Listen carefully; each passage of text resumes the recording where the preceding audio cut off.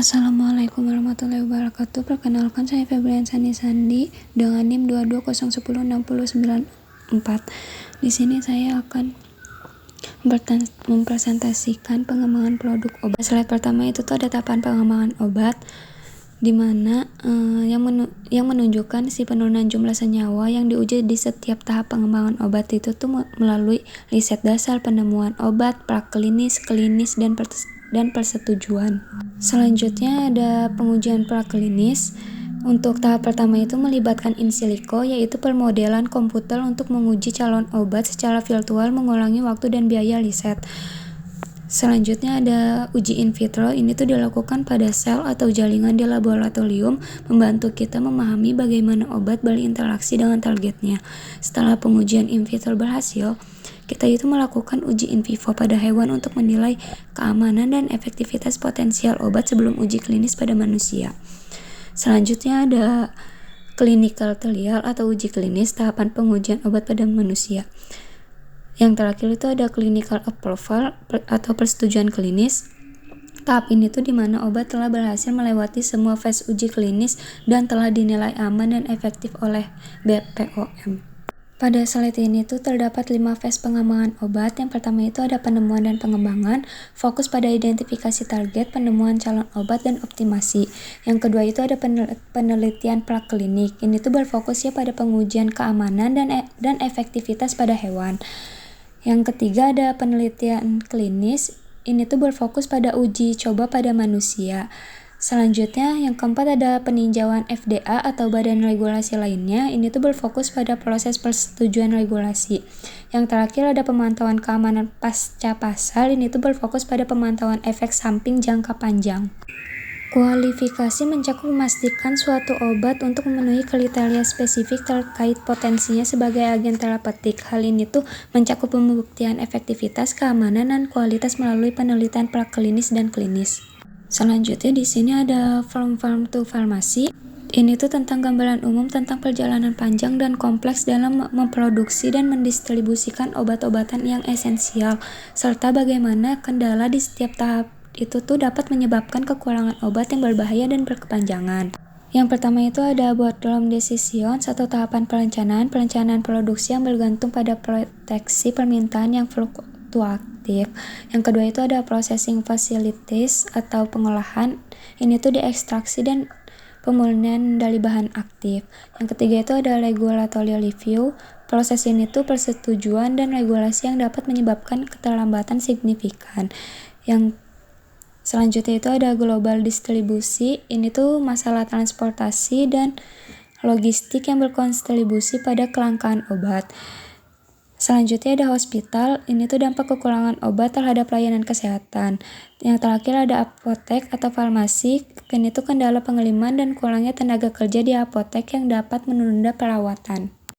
Selanjutnya ada sintesis kimia dan kultur sel. Untuk sintesis kimia itu ada kimia, reagen, pelarut, katalis, proses pemurnian, penyimpanan, dan formulasi.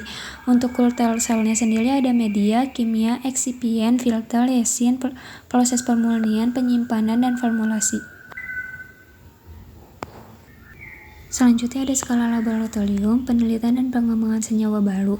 Di sintesisnya itu tuh dalam jumlah yang kecil, miligram sampai gram, pengujian aktivitas biologis, stabilitas, dan karakteristik kimia untuk memastikan potensi sebagai kandidat obat. Selanjutnya ada skala pilot. Setelah senyawa terbukti menjanjikan, proses ini tuh dilanjutkan dalam skala menengah, gram-kilogram.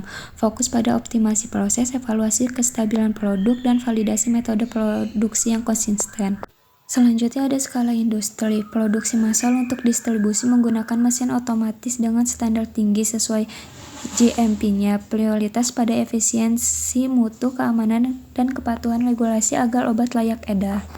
Selanjutnya di sini ada dosage form. Ada berbagai bentuk sediaan obat yang umum seperti tablet, kapsul, serbuk, larutan oral, dan larutan injeksi. Selanjutnya ada stabilitas fitofarmaka. Ada beberapa faktor yang mempengaruhi stabilitas fitofarmakanya sendiri. Ada instabilitas fisik atau dekomposisi. Ini tuh perubahan fisik yang dapat terjadi pada obat seperti perubahan warna, tekstur, atau bentuk.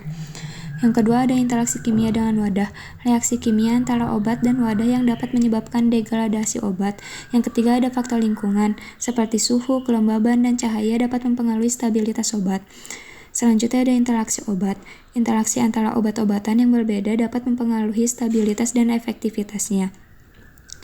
Selanjutnya ada instabilitas kimia, reaksi kimia yang dapat menyebabkan degradasi obat. Selanjutnya ada variabilitas dekomposisi, perbedaan komposisi pada obat herbal dapat mempengaruhi stabilitas dan efektivitasnya. Selanjutnya ada dekomposisi oleh jamur atau kapang, kontaminasi oleh jamur atau kapang dapat menyebabkan degradasi obat. Yang terakhir ada infestasi oleh serangga, serangga dapat merusak obat herbal.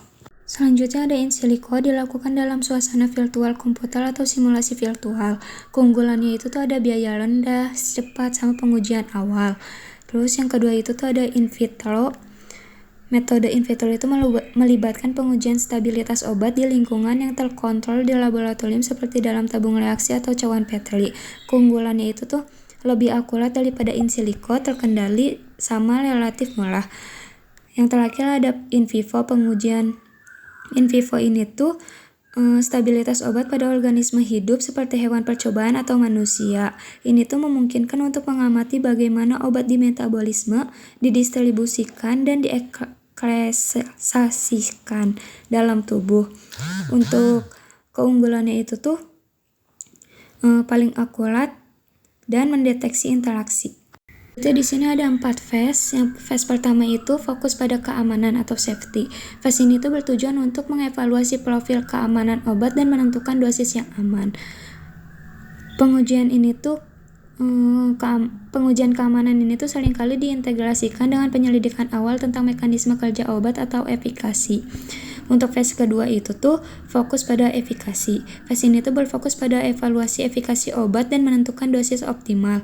Keamanan tetap menjadi prioritas utama. Untuk phase ketiganya fokus pada data regulasi. Phase ini tuh bertujuan untuk menghasilkan data yang cukup untuk mengajukan permohonan persetujuan regulasi obat baru. Untuk phase yang keempatnya itu tuh pemantauan pasca persetujuan. Phase ini tuh dilakukan setelah obat disetujui untuk pemantauan jangka panjang dan pemahaman yang lebih baik tentang keamanan dan efikasi dalam populasi yang lebih luas atau subkelompok spesifik. Sekian presentasi dari saya. Mohon maaf bila ada kurangnya. Assalamualaikum warahmatullahi wabarakatuh.